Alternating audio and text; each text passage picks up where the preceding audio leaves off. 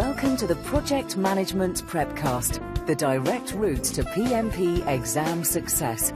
Here's your instructor, Cornelius Fichtner. Hello and welcome back to the Project Management Prepcast, your entertainment station on the road to becoming a PMP. I'm your instructor, Cornelius Fichtner. In this lesson, we cover the control risks process. The main idea behind this process is to ensure that risk responses are implemented and effective. We cover the process activities, talk about consequences and workarounds, and of course we look at the inputs, the different ways then also to monitor and control risks on your process, and we'll discuss what type of documentation and what type of actions are going to be outputs of the process. But before we do any of that, let's begin with our usual review of the knowledge area, the processes, and the process groups. So, project risk management. That is the knowledge area which includes the processes of conducting risk management planning, identification, analysis, response planning, and controlling of risks on your project. And since controlling was the last circle that appeared on the previous slide, it means it's also the last of our 6 risk management processes. So a lot happens before we get to control risks, starting with a planning process. Plan risk management, the process of defining how to conduct risk management activities for a project. This is in fact the process in which we lay the foundation for all the other processes, including control risks, which is the process we're looking at in detail in this lesson right now. From here we move on to identifying our risks in the process of determining which risks may affect the project and documenting their characteristics. Now we have a big list of our risks. The next thing we want to do is we want to save time. We want to make sure we only focus on the ones that are really important. That's why we will perform a qualitative risk analysis. This is the process of prioritizing risks for further analysis or action by assessing and combining their probability of occurrence and impact. At the end of this, we know which risks, in our opinion, are low, medium, or high priority, so that we can then focus only on the highest priority risks, and for those risks we will perform the quantitative risk analysis. That's the process of numerically analyzing the effect of identified risks on overall project objectives. Now that we have our ducks, or all our risks, in a row, so to speak, we can plan risk responses. This is the process of developing options and actions to enhance opportunities and to reduce threats to project objectives. But how effective is all of this? How well implemented are our risk responses? Well, that is the focus of control risks, the process of implementing risk response plans, tracking identified risks, monitoring residual risks, identifying new risks, and evaluating risk process effectiveness throughout the project. And do we even have to talk about this one here anymore? Our table that shows you into which process group our processes fall. So the focus is on the very last process in the knowledge area. The process is called control risks, and of course you already know this. This is a process that falls into the monitoring and controlling process group, while all the others are part of the planning process group. The main concept you have to understand in control risks is that you don't really do anything about the risks. We just control them. By that, we mean that you don't actually implement your risk responses in this process. Instead, you ensure that the risk responses and our risk management processes and approach are being implemented and that they are effective. Let's take another look at the generic risk management flow and approach from a very high level here. So we start out with risk planning and then we identify our risks. Then we analyze our risks qualitatively and quantitatively. Once we have that done, we continue to plan responses for our risks. And then we assign a responsible person and hand these planned responses off into the executing processes. So the responses don't stay in risk management. We don't actually execute the responses here. That happens in the executing processes. And then when we come back to this process here, all we have to do is to control their effectiveness as well as check if there are by any chance any new risks popping up.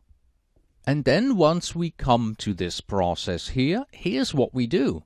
We identify, analyze, and we plan for new risks, and we reanalyze all our existing risks. We monitor all the risks that we have in our risk register. We look out for trigger conditions so that we can implement contingency plans or workarounds if necessary. There could be residual risks and secondary risks that remain after a risk response was implemented. And of course, we keep track of those as well in this process here. But most importantly, we evaluate how effective our risk management approaches are.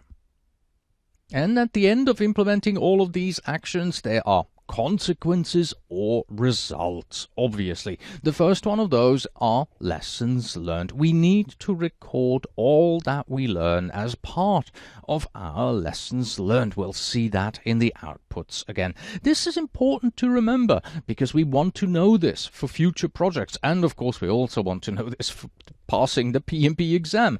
The historical information or data from similar projects should always be reviewed to help in determining project risks. The reason for this is simple. It will make your life easier. If someone has addressed a risk in the past, then you can simply follow their example and use the same risk response, or use different ones if they tell you that, well, response A didn't really work. All that well for us. So lessons learned is a consequence and output from all our activities here. As you perform the activities of this process, you will also make note if all your assumptions are still valid. As time goes by, reality has this nasty habit of changing the world around us, and nothing ever goes 100% according to plan. Your assumptions will change, your risks will change, for the better or for the worse. And as you review your risks, you will note that assumptions are no longer valid, which will trigger a complete review and replanning for the particular risks for which the assumptions are now no longer valid.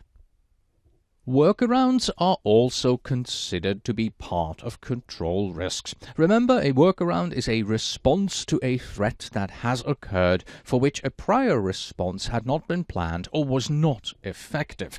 This statement kind of gives the impression that a workaround is truly unplanned. It isn't, because when an issue arises that had not been foreseen, you will initiate all the processes necessary to establish, document, and execute a response to this event. So in this sense, a workaround is planned, even if it happens, even if this planning happens in utter and complete emergency mode.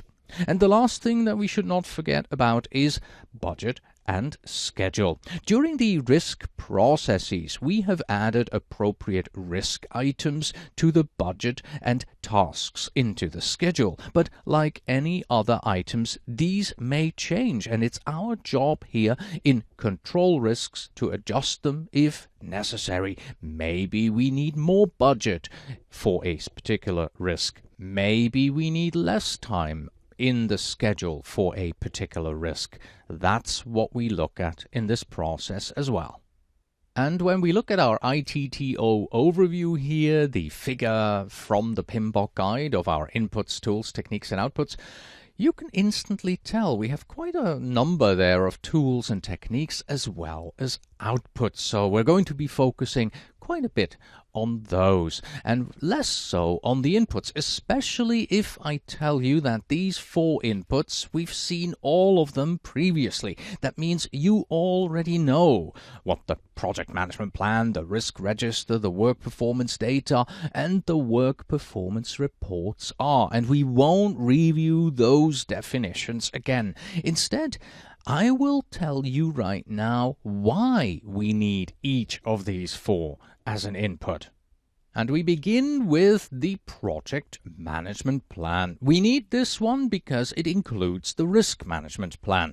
We developed the risk management plan at the very start of the risk management knowledge area, and now that we are in our controlling mode, one of the things we want to do is to compare our plan against what we actually did during all of the previous processes here in risk management. We want to see if we followed our plan. You also want to do periodic reviews of the plan to remind yourself about the items that are documented in there, like responsibilities of your team members in regards to risk, or maybe the plan even defines certain approaches or milestones for controlling our risks that you must keep in mind, because the plan defines how we execute risk management on the project. We must use it in this process here. So even though the input is called project management plan, we use it because it includes the risk management plan. And it's almost self-explanatory why you would want the risk register as an input. It contains a list of all your risks, as well as their definitions and characteristics. You can't control something without having a list of what you are supposed to control. We want the work performance data as an input as well, because this is the data about how our project is going. This is data like work package number 1 was completed late, or we are behind schedule, or we are above budget. And you can easily imagine that being behind schedule or being above budget will impact our project, and therefore this becomes a risk management issue. Lastly, the work performance reports. These focus often on earned value information, like a schedule variance, or earned value indices like the to complete performance index, the TCPI, or the estimate to complete, the ETC. These give you clear numbers of where you are at. And so we are already moving on to the tools and techniques of this process. We have 6 of them. It all begins with the risk reassessment, then we do some risk audits, we use variance and trend analysis, we have some technical performance measurements that we need to look at, then we will perform a reserve analysis, and we'll also go and sit around in a few meetings there. And you can pretty much see what category of tools they all belong into. They have names like analysis, audit, assessment, measurement, and realizing this will help you when you need to remember what they are, because if the tool doesn't support monitoring and controlling, well, then it doesn't belong here. Our first two tools and techniques are risk reassessment and risk audit, and because people often confuse these, we'll show them here side by side. So on a risk assessment, you simply do a review of each individual risk. You revisit your risk register where you add new risks, close risks, or re-examine current risks to your project. The focus is on the individual risks, and a risk reassessment really follows the plan, do, check, and act approach that we've talked about so many times here on the Prepcast together. A risk audit, on the other hand, audits both our management approach and effectiveness.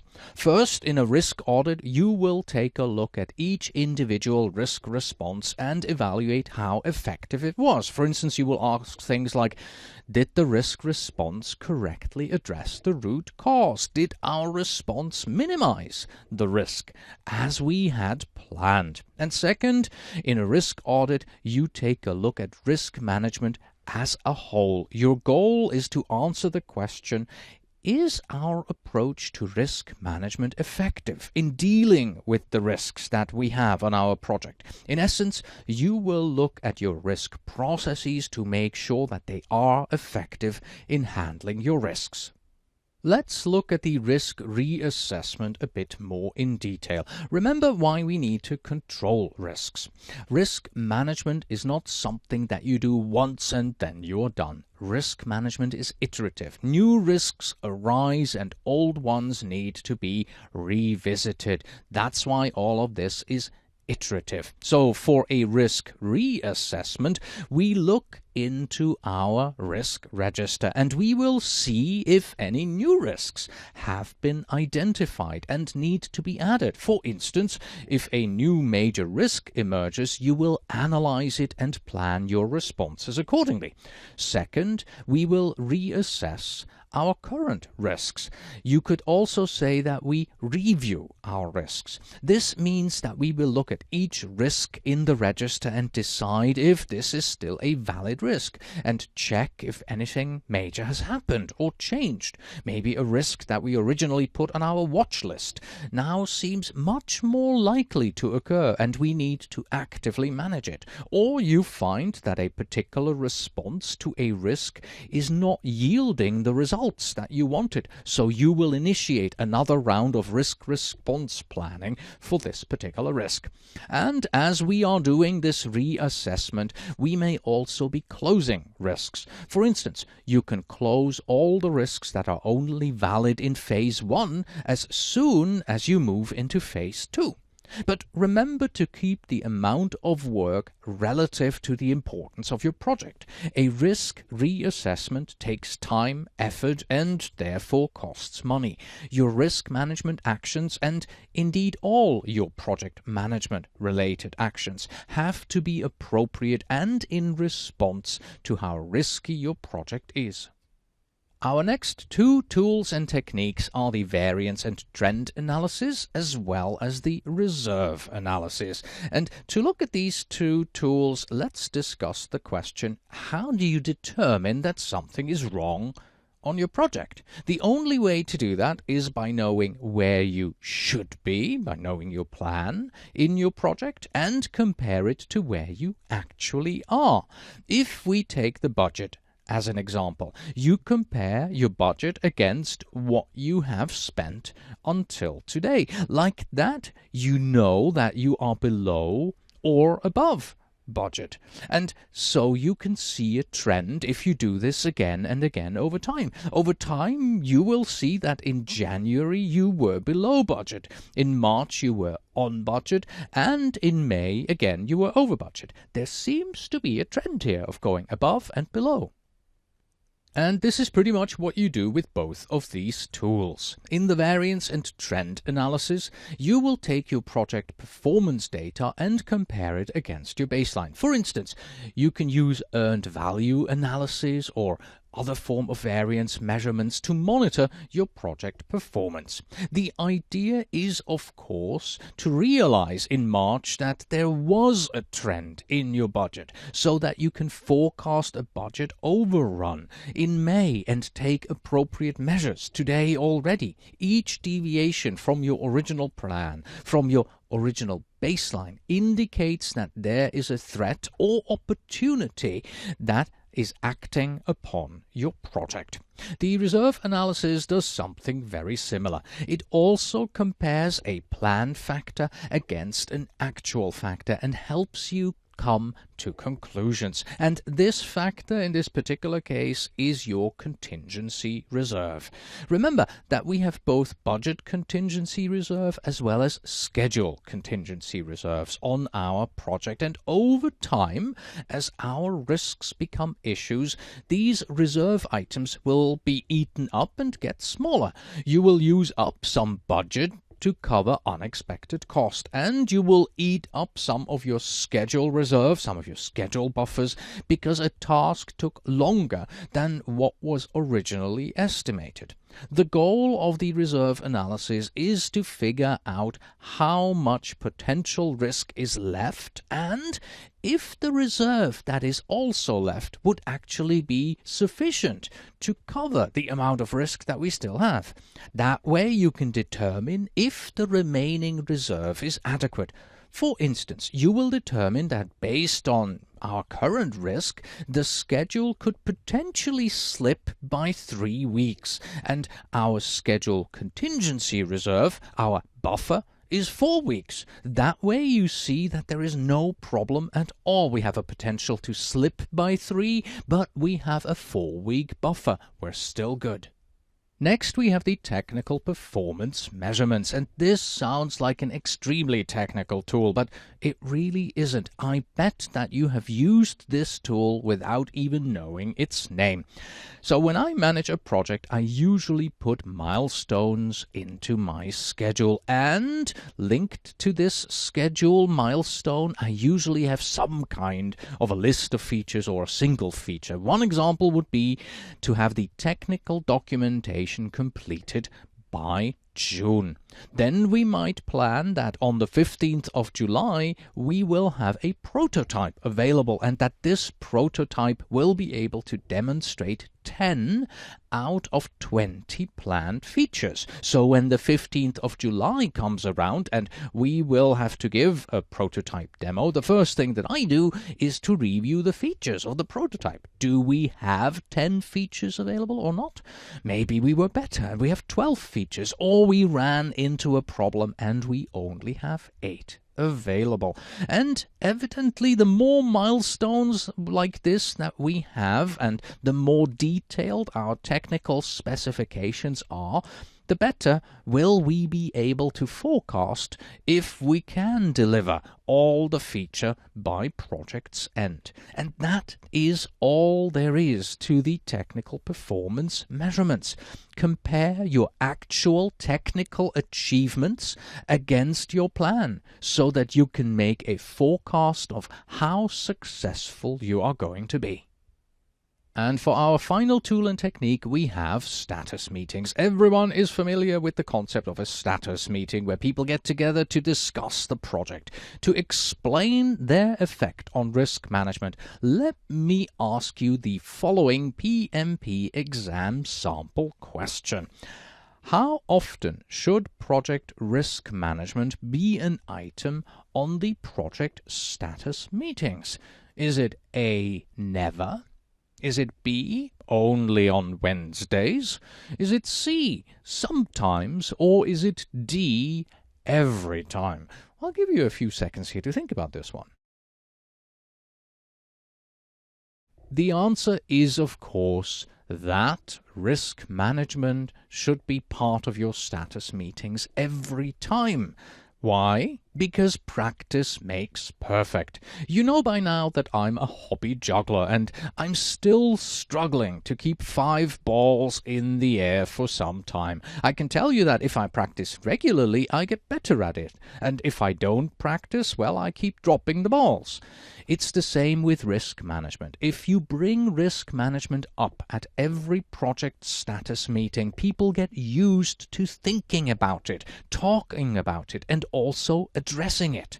It becomes part of your project's culture. Of course, you won't be looking at and discussing all 375 risks in your risk register. Instead, you'll only look at the top percentile. And here are the outputs of the control risks process. They are work performance information, change requests, project management plan updates, project document updates, and updates to the organizational process assets. And when you analyze this, you can see that these outputs can generally be grouped into 2 categories: documentation and action. And so we're going to do our review in 2 parts. First, the documentation outputs, and then the action outputs. The first one, updates may happen to the project management plan.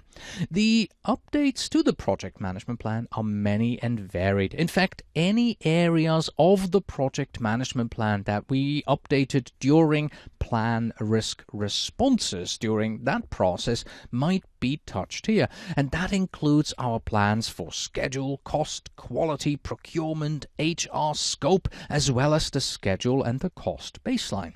Risk processes reach into all of these areas, so any change to our risk management processes means an appropriate update.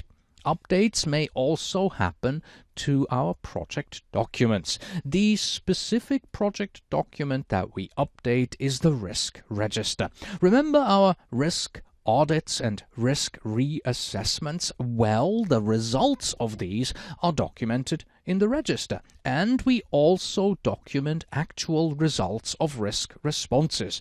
Did our risk response work? Did it fail? That is important information to keep track of in the risk register. Our next output in the documentation category, work performance information. This is the performance data collected from various controlling processes, as in control risk, analyzed in context and then integrated based on relationships across area. In other words, this is our report to stakeholders telling them the results of our control risk actions.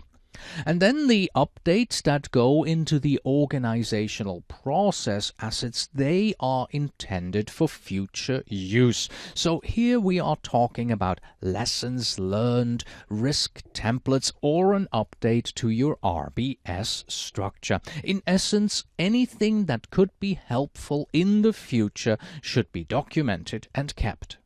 And then we have the output that falls into the action group. Here we are talking about change requests that we issue after we implemented a contingency plan or a workaround. And if you remember, we actually have 3 types of change requests, right? We have corrective action, preventive action, and defect repair. But we only use the first 2 in this process because defect repair focuses on repairing defective deliverables. And of course, deliverables are not part of this process at all, so there is no defect repair because we're not looking at these. So first of all, recommended corrective actions. If you are recommending that we implement a contingency plan or a workaround regarding your risks, then you should do so with a corrective action change request. Hand this one over to the integrated change control process, get it approved, and then have it implemented in the executing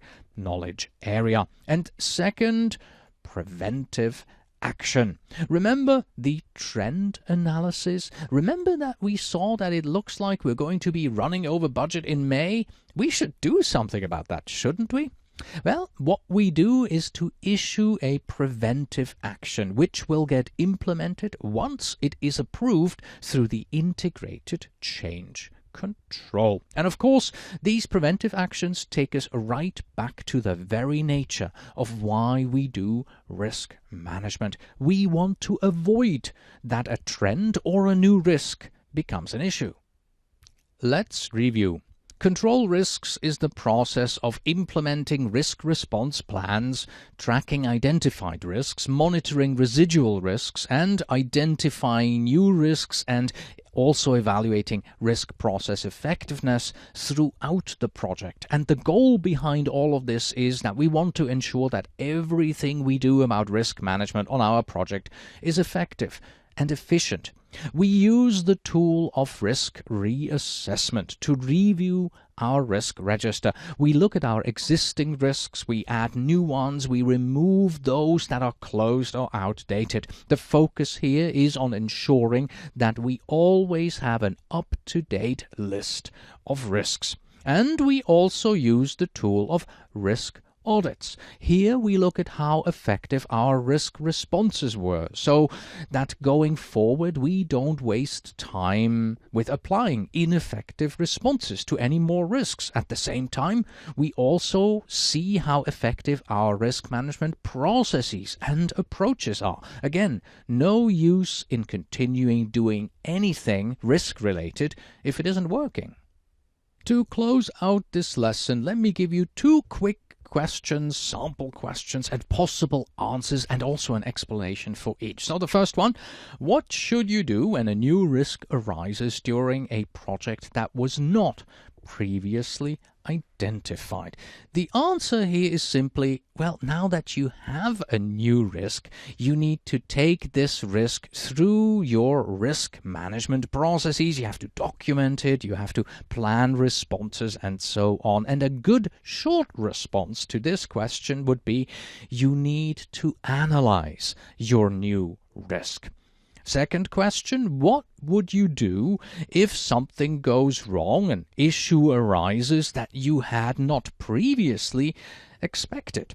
So the situation says you are suddenly faced with an unexpected problem on the project. What now? There are a ton of things that you could do, but the correct generic approach is that you first of all want to divert risk away from your project and minimize the effect of this as soon as possible. Therefore, you will want to develop and implement a workaround as quickly as possible. Once that workaround is done and implemented, then you can focus on taking another look at your risk management processes and analyze this risk and see what possible additional effects it may have on your overall project. But first, get the workaround in place. And this concludes our look at the control risks process. So Justine and I say goodbye. Well, to be precise, Justine says, make like a banana and split. And I say, until next time.